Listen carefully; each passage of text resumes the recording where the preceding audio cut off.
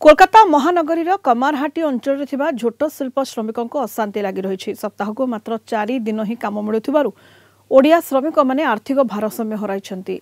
या सहित सेमानकु स्थायी करबा नै प्रतिश्रुति मध्य एपर्यंत पूर्ण होई पारु नाही। तेणु ओडिया श्रमिक माने एहार सरकारी भाबरे विकल्प व्यवस्था करबाकू दाबी करिसन्ति। निर्वाचन समय बीजेपी पक्षरु प्रवासी श्रमिकों को थैथान प्रतिश्रुति दिया जायतिला, किंतु यहाँ पर गुरुत्व दिया जाउ नथिबारु ओडिया श्रमिक मानक मध्यरे अशांति देखा देछि।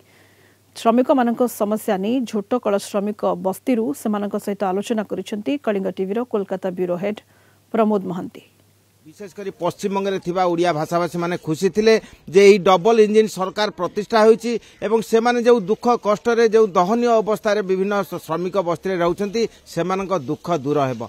यह मध्य 6 मास सरकार पूरण करिछि एवं प्रतिटी क्षेत्र में तांकर सफलता को नहीं विभिन्न भाव चर्चा हुए। तेणु आगरपड़ारे थिबा ओडिया भाषाभाषी माने मत दियंती जे सेमानक दुख दूर हेउ। सेमाने वर्तमान दहनीय अवस्था रे रहिसंती, काम पाउनाहांती एवं सेमाने किपरि जीवन यापन करिवे ताहा नै मध्य प्रश्नवाची सृष्टि होईछि। तेणु मुख्यमंत्री मोहन चरण माझी निकट में सेमानकर दाबी जे सेमानकु यथायथ भाव कर्म संस्थान दिया जाऊ एवं सेमानकर जो आवेग सृष्टि होईछि से संपर्क आम शुणा आज दिन कौन कहते भाई आमे चाहूँ जे आमर जो ओडिशा रे डबल इंजिन सरकार आसीछि तांकर प्रतिश्रुति थिला जे आमे ओडिशार पिलांको बाहर दादन खटिया पे छाड़िबु नाही, जे आम राज्य रे हमर कल कारखाना तैयारी करिवो, हमर ओडिशावासी एठी काम करिवे। किंतु सरकार का आसिला परे आमे जे दादन खटिया जाउछु से दादन खटिया जाउछु इठी बाहर आसी जो असंतुष्ट होउछु जहाँ आप देखी पारे आमर 3 दिन काम हेले 4 दिन काम होनी।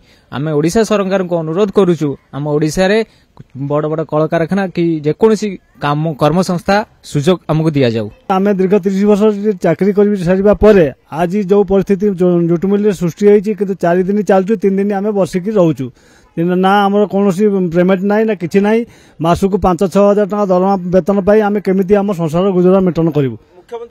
मुख्यमंत्री कहते आम डबल इंजिन सरकार आसिले आम बाहर को आम ओडिशा कौन दादन खटिया आम लोक मैंने जीवे ना।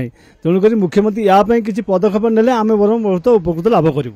आमर से दादन खटा जीव जदि पदा को कहीं जी तेणु ओडिशा रे दादन खटिबा को मु माननीय प्रधान मुख्यमंत्री को आवेदन करुचु जे से माने कल कारखाना करंतु ताले प्रतिवेशी राज्य सब जाई ओडिशा रे लोक ओडिशा रे जाई दादन खटिबे एवं सेही विषय रे कोनोसी असुविधा नहीं। आमे जो बेग खंडे नहीं आसिलु जो सुटकेस खंडे नहीं आसिलु रिटर तो हेबार परर कथा अध रास्ता रे अधरु आमे सेही सुटकेस नहीं की चल जीवु बोधे टंका पैसा किसी नहीं पारिबुनु बोली मते जणा पडुची। एतु 3 दिन 4 दिन काम रे लोक संसार केमि चले। तेनु करी माझी बाबू माननीय मोहन माझी को आमे आवेदन कर कल कारखाना कले एठी लोक आम ओडिशार लोक सेठी जाई दादन खटिबे। वर्तमान तो डबल इंजिन सरकार आसिला, डबल इंजिन आसिले आमे किछि करिवु।